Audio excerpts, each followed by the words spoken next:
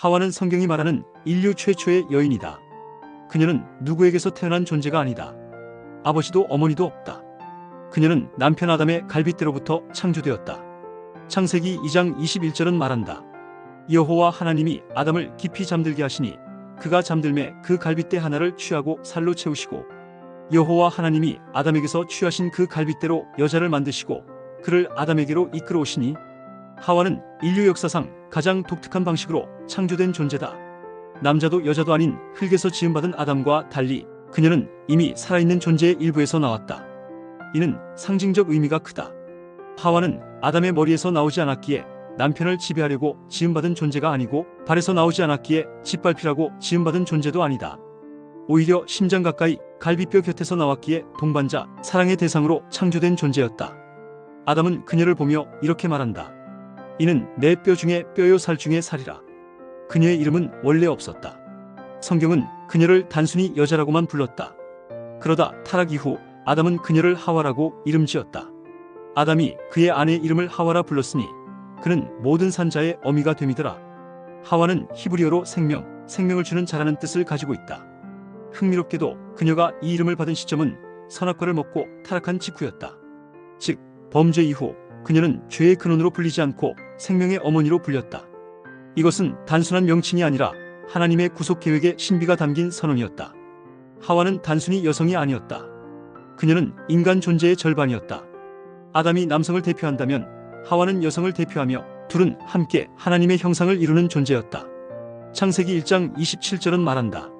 하나님이 자기 형상 곧 하나님의 형상대로 사람을 창조하시되 남자와 여자를 창조하시고 하와는 죄로 인해 더럽혀지기 전 청결하고 순수하며 거룩했다. 그녀는 타락 전까지 완전한 존재였다. 하나님과 자유롭게 교제하며 수치심 없이 아담과 사랑을 나누었다. 그러나 그녀는 동시에 사탄의 첫 번째 공격 대상이 되었다. 사탄은 아담이 아니라 하와에게 접근했다. 왜일까? 그녀가 약해서였을까? 아니다.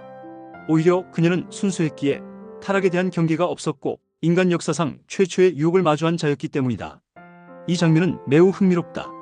에덴의 평화로운 어느 날 하와는 혼자 동산을 거닐다 선악과 나무 근처를 지나게 된다. 그 순간 뱀이 말을 건다. 하나님이 참으로 너희에게 동산 모든 나무의 열매를 먹지 말라 하시더냐? 사탄은 의도를 숨기고 질문 형태로 접근한다. 하와는 정직하게 대답한다. 동산 나무의 열매는 우리가 먹을 수 있으나 그 나무는 먹지도 말고 만지지도 말라 너희가 죽을까 하노라 하셨느니라. 사탄은 바로 반박한다. 너희가 결코 죽지 아니하리라. 그리고 이어진 말이 결정타였다. 너희가 그것을 먹는 날에는 너희 눈이 밝아져 하나님과 같이 되어 선악을 알 줄 하나님이 아심이니라. 이 말은 유혹의 정수를 담고 있다. 사탄은 하와에게 하나님처럼 될 수 있다는 착각을 심어주었다. 하와는 처음으로 하나님의 명령이 아닌 자신의 판단에 따라 결정을 내린다. 그녀는 그 열매를 바라보았다. 먹음직도 하고 보암직도 하고 지혜롭게 할 만큼 탐스럽기도 한 나무였다. 그리고 그 열매를 따먹고 남편에게도 주었다. 이 간단한 장면은 인류의 비극을 열었다. 하지만 그 장면은 동시에 복음의 시작이기도 했다. 하와가 범죄하자 하나님은 그녀를 책망하신다. 그러나 그 책망은 심판만이 아니었다. 그 속에는 회복의 씨앗이 담겨 있었다. 창세기 3장 15절에서 하나님은 뱀을 향해 이렇게 선언하신다.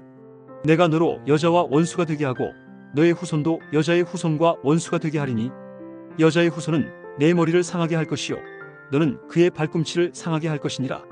이것은 성경에서 가장 오래된 복음, 이른바 원시 복음이라 불리는 말씀이다. 하와는 인류 최초로 이 위대한 예언을 들은 사람이었다. 그녀의 후손, 곧 예수 그리스도를 통해 뱀 곧 사탄은 패배할 것이며 인간은 구속될 것이다. 놀랍게도 하와는 타락의 장본인이자 동시에 구속의 희망을 품은 인류의 어머니가 된 것이다. 하와의 이름은 그녀가 저지른 실수보다 더 크고 깊은 의미를 담고 있다. 그녀는 단지 선악과를 먹은 여자가 아니다. 그녀는 하나님께서 회복을 예고하신 여인이며 믿음의 씨앗을 품은 생명의 통로다. 하나님은 범죄 이전보다 범죄 이후에 그녀를 하와라 부르게 하셨다. 실패보다 회복을 먼저 보신 하나님의 시선이 그 안에 있다. 하와는 단지 과거의 인물이 아니다. 그녀는 지금도 우리의 내면에 살아있다. 우리 안의 순수함, 동시에 유혹 앞에 흔들리는 인간적 약함, 그리고 회복을 소망하는 영혼의 갈망이 바로 하와다. 우리는 하와처럼 유혹을 받을 수 있고 선택의 기로에 설 수 있다. 하지만 동시에 하와처럼 하나님의 회복을 약속받을 수 있다. 하나님은 하와를 완전히 버리지 않으셨고 오히려 그녀를 통해 구원의 약속을 시작하셨다. 우리에게 하와는 두 가지 중요한 교훈을 남긴다. 첫째, 하나님의 말씀보다 내 판단이 앞설 때 타락이 시작된다는 것. 둘째, 그럼에도 불구하고 하나님은 여전히 회복을 시작하시는 분이라는 사실이다. 하와는 죄를 먼저 지은 여인이 아니다. 그녀는 생명을 잉태한 어머니이고 구원의 약속을 처음 들은 첫 번째 인간이며 사탄의 유혹에도 불구하고 하나님의 은혜 안에 머물게 된 여인이다. 오늘을 사는 우리는 하와의 실패와 하나님의 회복 사이에 서 있다. 선택은 오늘도 우리에게 있다. 뱀의 속삭임을 들을 것인가? 하나님의 음성에 귀 기울일 것인가? 하와의 이야기 끝에는 늘 이 질문이 따라온다. 그리고 하나님은 언제나 우리에게 새 이름을 준비하고 계신다. 하와처럼 범죄 이후에도 생명이라 불릴 수 있는 길을 말이다.